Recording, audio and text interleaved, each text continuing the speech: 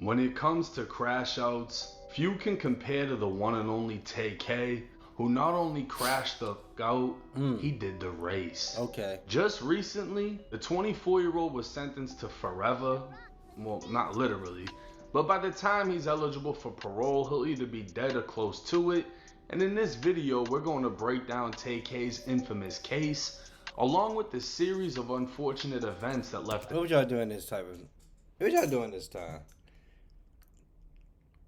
This is the Kanga crash, all right, yeah. I think he killed somebody. He was on the run and killed somebody. He was on the run for killing somebody, then he killed somebody else while on the run, and made a rap about it, and he bragged about the kill. So it's like, this guy's gone. Write in the comments what you'll be thinking in your head. 16-year-old in a cell responsible for 2 murders.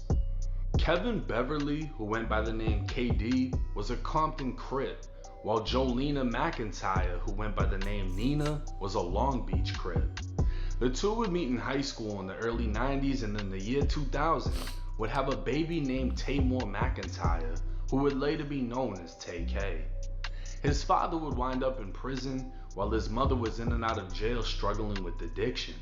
Tay-k would grow up in and out of foster care, where he'd suffer abuse along with his siblings. He'd be returned to his mother, only to be taken away again as she went back to jail. This cycle would continue as Tay-k moved from Long Beach, California to Las Vegas, Nevada. His mother would be arrested again, finding herself in a new jail, while Tay-k in a new home. It wasn't until his father's release from prison that his father would move the family down to Arlington, Texas. Reunited with his father and relocated to a more suburban environment, you'd think Tay-k would finally have a chance to thrive now that his family was back together. But by now, Tay-k was claiming his mother's set, Baby Insane Crip. Tay-k wasn't old enough to have been put onto the set in Long Beach, meaning he wasn't officially jumped in. Okay. But who could tell Tay-k he wasn't official? Right. He came from a Crip family, with both parents still actively banging. Dang. In Texas, Tay-k would take up an interest in music before finding himself wanting to become a rapper. Tay-k would become a member of Daytona Boys, a rap group with his 2 friends, Eric Johnson, who went by the name Santana Sage, and Jalen Bell, who went by the name Pimpies. Building up a local fan base, things took a turn for the Daytona Boys in 2016.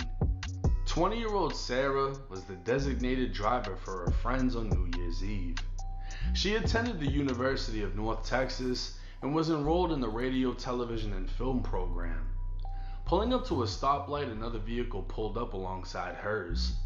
The other vehicle contained multiple males who began making derogatory comments to Sarah and the other females in her vehicle. A male in Sarah's car defended the females, and that's when gunshots rang out. Sarah was shot in the head, lost control of the vehicle, and hit another car before crashing into a pole. Tay-k, who was only 15 years old at the time, was later identified as being in the suspect vehicle. This would be the first murder he'd be connected to, but he'd never face charges. Instead, a 21-year-old Marine named Eric Johnson was taken into custody at his base and later arrested for killing Sarah. Oh, come on now. Senseless and tragic. There are so many things Clay and Gloria Muchlechner could talk about right now. Couldn't go to sleep. All I could think about was her and this just horrible thing that happened to her. She did not deserve this. But they say Sarah would want them to smile. Hers was infectious. She's never met a stranger. She was always nice to people. She would talk with them. Just like her grandpa Bloss. And no matter what, think of what they had, not what they lost. We're all going to miss her. And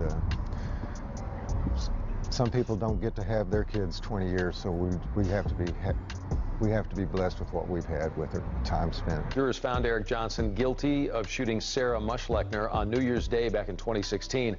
The Denton County District Attorney confirmed on Twitter that Johnson will be eligible for parole based on the sentence after serving 22 years of the 44 I mentioned. The jury could have sent him to prison for life. 6 months later, Tay-k would make a decision that would forever alter his life. 17-year-old Zachary Bello and 21-year-old Ethan Walker were roommates in Mansfield, Texas. Zach's girlfriend believed the two were selling drugs and decided to plan a robbery on her own boyfriend. Word would get to 16-year-old Tay-k, who then recruited a team to get the job done.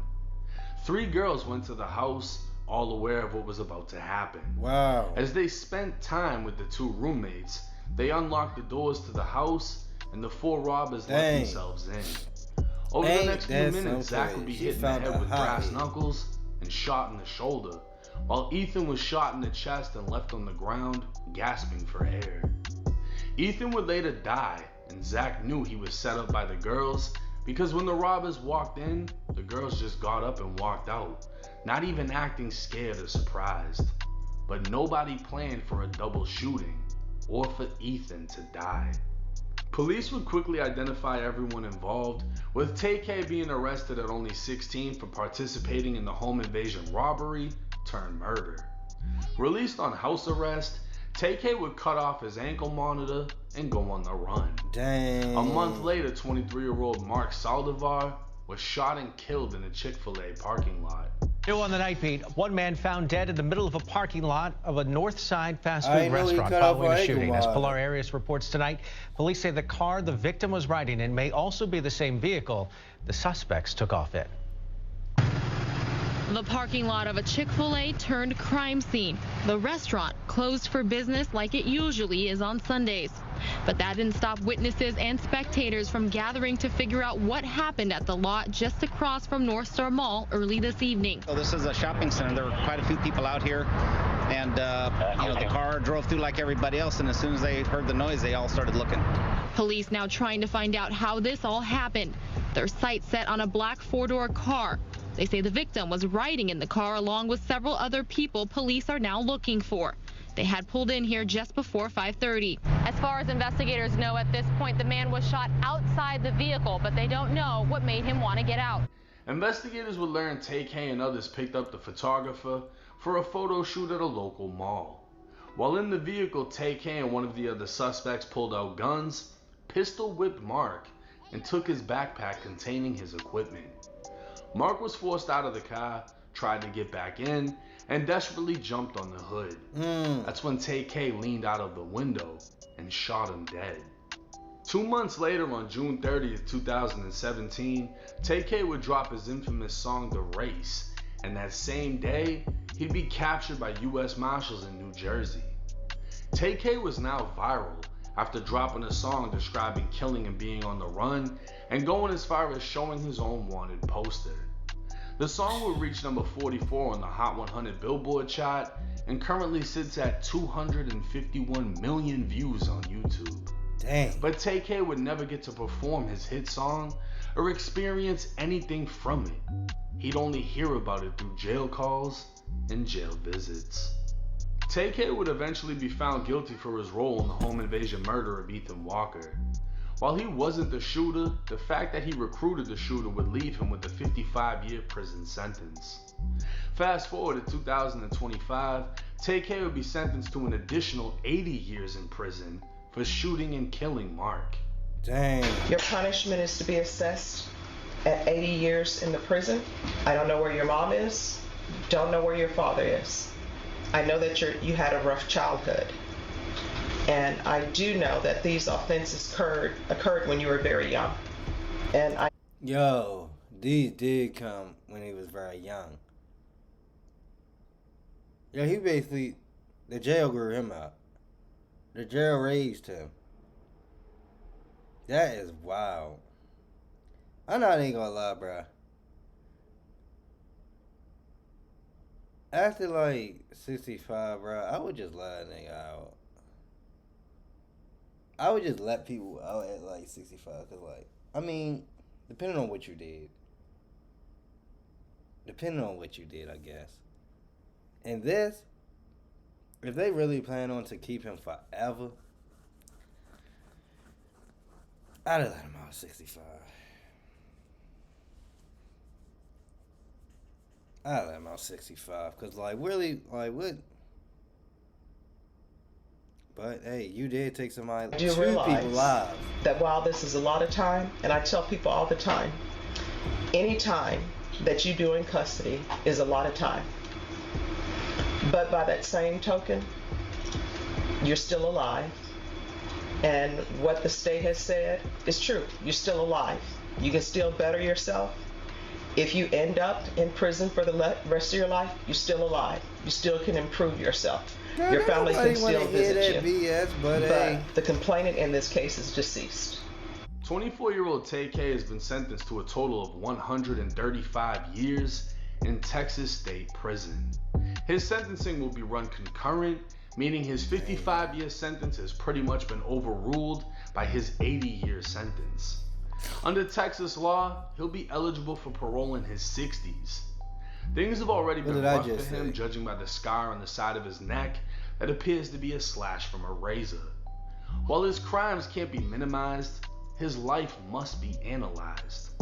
Tay-k was born to two gangbanging parents, raised in and out of foster care, and became a product of his parental influence. Pretty much. At only 16, far from mentally developed, he made choices that have essentially ended his ability to experience a life in freedom.